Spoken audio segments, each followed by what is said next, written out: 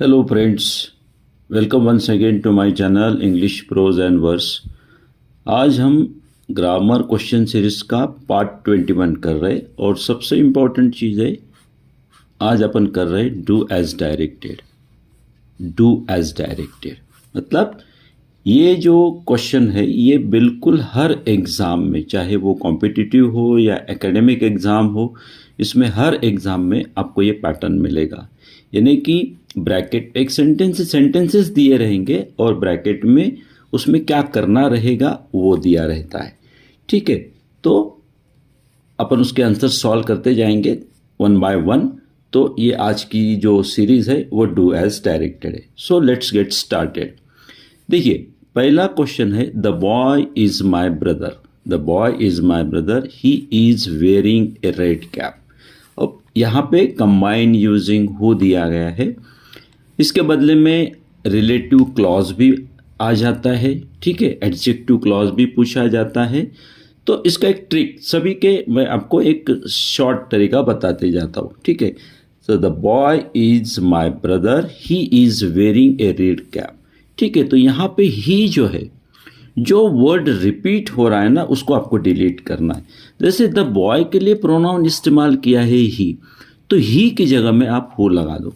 ठीक है, जब ये हु वाली ये WH वाली सीरीज बीच में लगती है ना, तो इसका मतलब होता है हु अगर शुरुआत में लगता है तो उसका अर्थ होता है कौन, लेकिन जब ये बीच में लगता है तो इसका मतलब हो जाता है कि जो। तो अपन आंसर लिखते हैं, आपको आइडिया क्लियर हो जाएगी। The boy is my brother, the boy is my brother who is wearing a red cap। ठीक है, इसके अलावा भी और आंसर हो सकते हैं। ये देखिए आपने हु लगा दिया। The boy is my brother, पहला सेंटेंस आपने सेम टू सेम कैरी किया और द बॉय के बदले में ही प्रोनाउन इस्तेमाल किया, यहां आपने लगा दिया हु। इसका दूसरा आंसर भी हो सकता है the boy who is wearing A red cap is my brother, है ना। इसके मल्टीपल आंसर्स हो सकते हैं ये वाला क्वेश्चन का। तो इसको रिलेटिव क्लॉज भी बोला जाता है, कभी कभी डायरेक्टली आपको बोल देंगे कि हु लगा के इसका यूज करो। अंडरस्टूड। चलिए सेकंड क्वेश्चन पे अपन मूव ऑन करते। The weather is so hot, full stop, एक सेंटेंस दिया रहेगा I can not go outside, और कंबाइन बोला जाता है टू। ये भी फ्रिक्वेंटली आस्क क्वेश्चन है। तो इसका एक ट्रिक है कि पहले जो सो लगा रहता है उसमें आप लगाइए TOO, और उसके बाद में जो सेकंड सेंटेंस होता है इसमें आप देखिए कि वर्ब क्या है। जैसे आई है, भाई प्रोनाउन है, ये मॉडल है, ये नेगेटिव के लिए दर्शाता है। तो वर्ब कहाँ आया? गो। तो उससे पहले ये स्मॉल TO2 लगा दीजिए, तो आपका सेंटेंस हो जाएगा the weather is too hot to go outside, यानी कि ये इन्फिनिटी हो जाता है। तो आंसर्स अपन लिखेंगे the weather is too hot to go outside. तो ये लगा दिया आपने, अंडरलाइन कर दीजिए आप। आंसर लिखने के बाद में आप you can make a underline the weather is too hot to go outside. तो ये टू गो क्या बन गया आपका? इन्फिनिटिव। चलिए नेक्स्ट सेंटेंस लेते। आयुष बॉट ए बाइसिकल, और इसको अपने को करना है प्रेजेंट कंटिन्यूस, होता है चेंज ऑफ टेंस।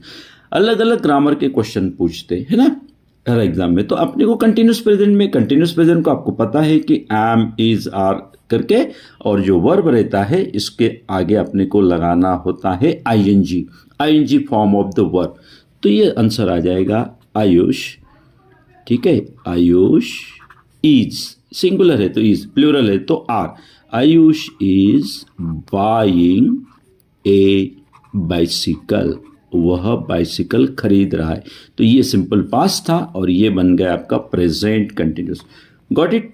चलिए ये वाला क्वेश्चन तो 99% तो क्या मैं बोलूँगा, इसको तो जितना भी परसेंटेज आप बोल सकते हैं 100% आता है। इफ की जगह अनलेस की जगह if, do as directed column में अक्सर आता है ये।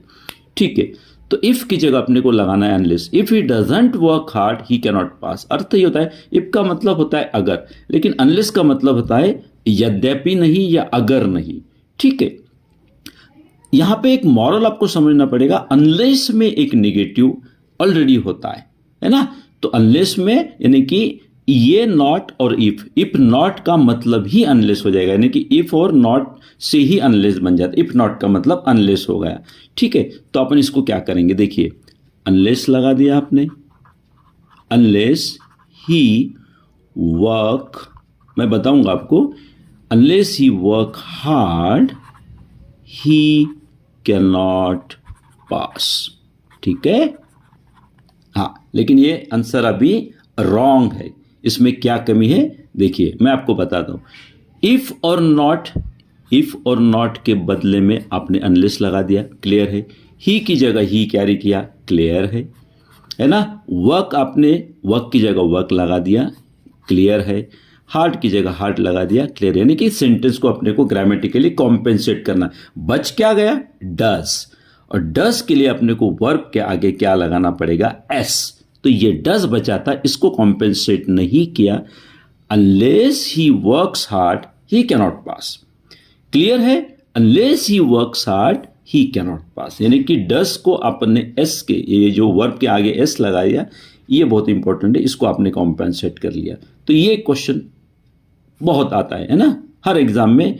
डू एज डायरेक्टेड सीरीज में तो ये इसके बगैर तो डू एज डायरेक्टेड बनता ही नहीं, ऐसा मान के चलिए, ठीक है। नेक्स्ट सेंटेंस है सोनिया लाइक्स दिस बुक, है ना। आपको I hope you are, board पे मुझे थोड़ी सी दिक्कत हो रही थी तो मैंने आज कॉपी पे मैं ट्राई कर रहा हूँ। I hope you can manage, ठीक है, but it is more visible, ठीक है।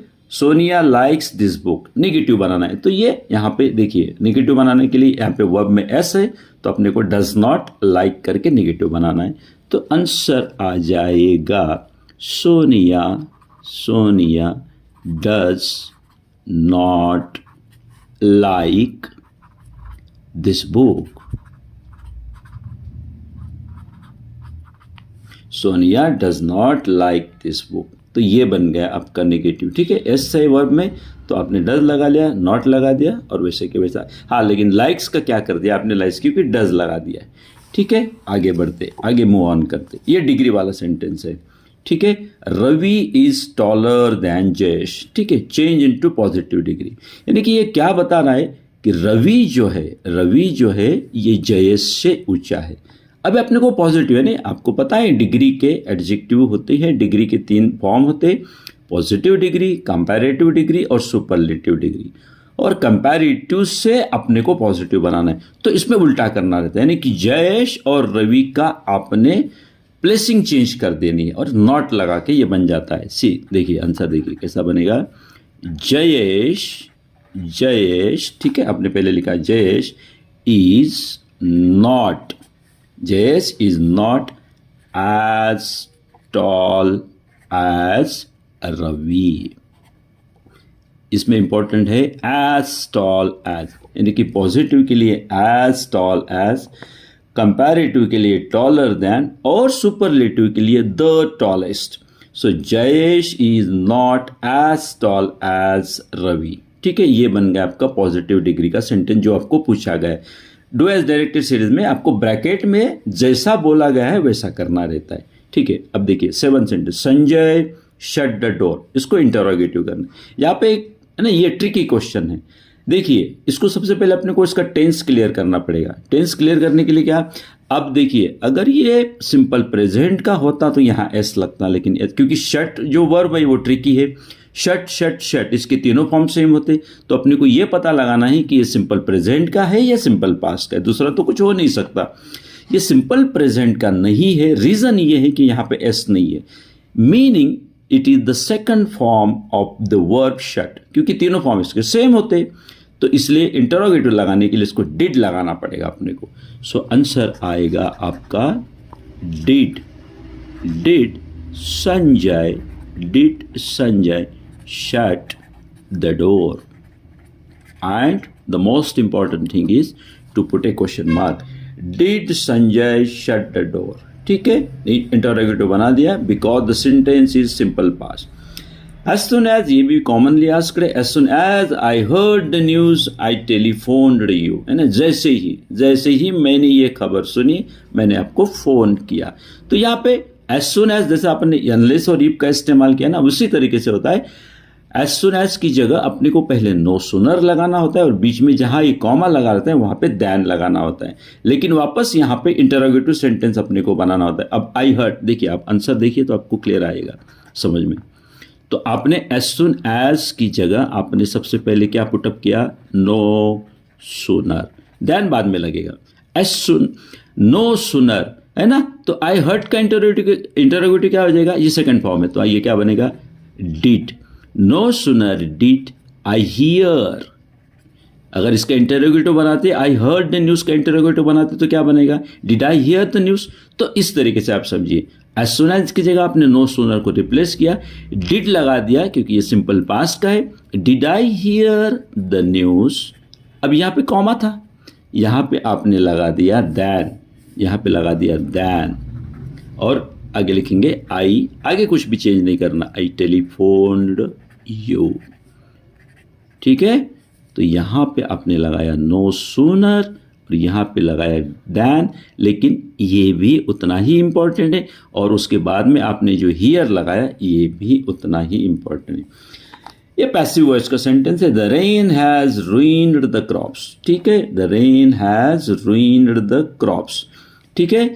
तो यहाँ पे ऑब्जेक्ट क्या है आपका, द क्रॉप्स, ठीक है, और ये परफेक्ट प्रेजेंट का सेंटेंस है, तो इसमें बिन लगा के अपने को बनाना होगा द क्रॉप्स, ठीक है, द क्रॉप्स, द क्रॉप्स, लेकिन ये प्लूरल बन जाएगा, the crops have been, the crops have been ruined, ruined में बर्बाद होना, बाय द रेन,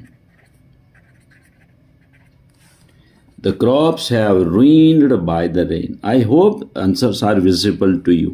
वापस ये तीनों दो आगे के सेंटेंस जो है ये भी वॉइस के ही लिए अपन ने, आज अपन डेली अलग अलग डू एज डायरेक्टेड के क्वेश्चंस लेते जाएंगे। पोस्ट दिस लेटर है ना, ये इंपेरेटिव है, डायरेक्शनल है, सिंपली यहाँ पे सब्जेक्ट मिसिंग है, तो यहाँ पे सब्जेक्ट जब मिसिंग होता है तो अपने को लेट से करना होता है, let, okay, let this letter, let this letter be posted, ये भी कॉमनली आस्क्ड क्वेश्चन है। पैसिव वॉइस में एक रिक्वायरमेंट सबसे कंपलसरी होती है कि वर्ब का थर्ड फॉर्म होना चाहिए, तो पोस्ट, लेकिन सब्जेक्ट नहीं है, इसलिए इसका पैटर्न थोड़ा सा लेट लगा के होता है, let this letter be posted. तो पोस्ट एक वर्ब है, इसका थर्ड फॉर्म आ गया है पोस्टेड, गॉट इट। अब सेम सेंटेंस है लेकिन यहाँ पे क्या लगा है, प्लीज पोस्ट दिस लेटर, तो प्लीज है तो यहाँ पे you are requested, you are advise, you are commanded, you are order, इस तरीके से ये सेंटेंस बनते। तो यहाँ पे अपन लिखेंगे यू आर रिक्वेस्टेड, यही आपका पैसिव बन गया, यू आर रिक्वेस्टेड। अब ये रिक्वेस्टेड में आपकी वो कंडीशन फुलफिल हो गई कि we need to use third form of the verb, तो ये अपन ने डाला यू आर रिक्वेस्टेड, क्योंकि रिक्वेस्ट इसलिए है क्योंकि सेंटेंस में प्लीज है, प्लीज का मतलब सामने वाला बंदा आपको रिक्वेस्ट कर रहा है कि भैया जाते जाते ये मेरा लेटर जो है बक्से में डाल देना। सो यू आर रिक्वेस्टेड, फिर इन्फिनेटिव का फॉर्म लगाने के लिए टू लगाना, you are requested to post this letter and full stop. So I hope you understood all these questions very much in the series of do as directed, ठीक है। इस तरीके से ये सारे आंसर्स आपको मिल गए होंगे और आपने समझ लिए होंगे। Again, very soon we will meet in the next do as directed series, that is a part of our grammar question series. So thank you very much. आपने पहले जो 20 parts लिए हैं उसको आपने बहुत अच्छा रिस्पॉन्स दिया और इसको भी आप बहुत अच्छा रिस्पॉन्स दोगे, I believe that. So see you in the next video. Till then, goodbye and take care.